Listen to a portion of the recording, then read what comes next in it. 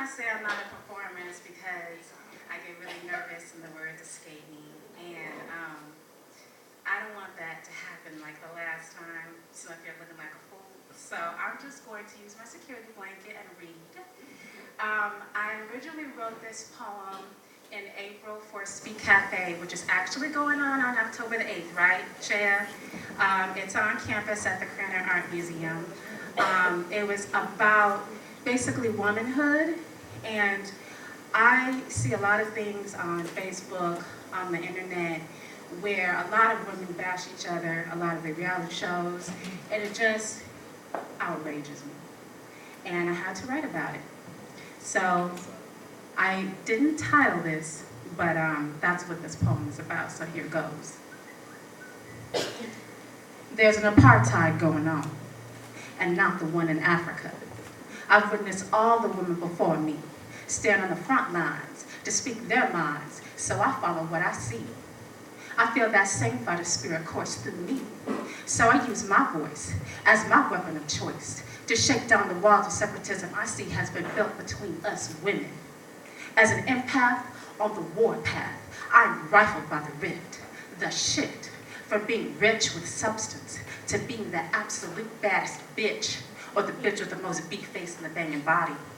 The use of our bodies to reclaim some sense of power doesn't seem strategic to me. It seems trendy, and there's great danger in this, because we've managed to become a mere sum of our parts, and we can project all day onto the man, and to the media and the man, but the verdict stands that this isn't so.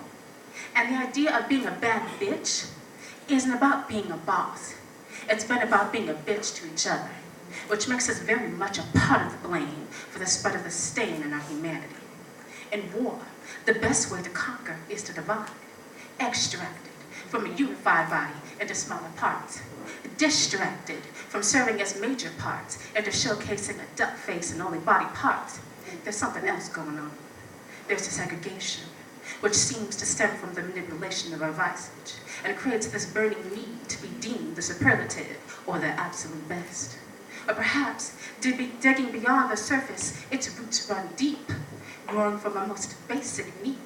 There's an outcry for our troubles and triumphs to be heard, calling out desperately to be made a priority, not second or third. Screaming, I am woman, hear me roar. It's just too bad some of us shoot out and shoot down another woman's because they feel no one cares about their own. Silence will be the death of us, and it'll be at our own chokehold, where we can flip the tables by spreading genuine, unadulterated love to all my sisters, and not just by bloodline.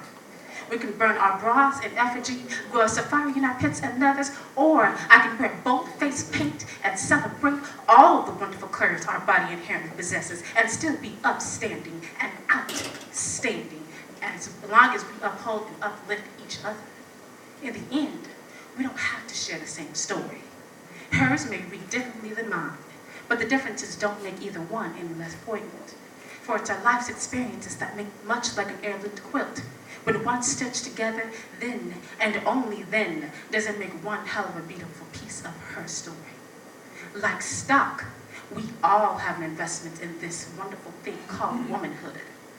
We've been competing for way too long, so it's up to us to upset the spectators and remove ourselves from this so-called sport, and instead lend support.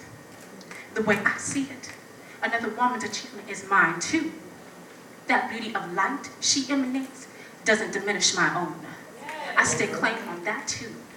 That veritable strength she possesses, yes, that is all mine too. There's no me in the we. In womanhood, our unique individuality should be celebrated and glorified. But unity amongst us should also be solidified. And that's the catalyst for change. But all this must begin with my spirit of life in me, respecting the spirit of light and love in you. And that's the ultimate truth. Thank you.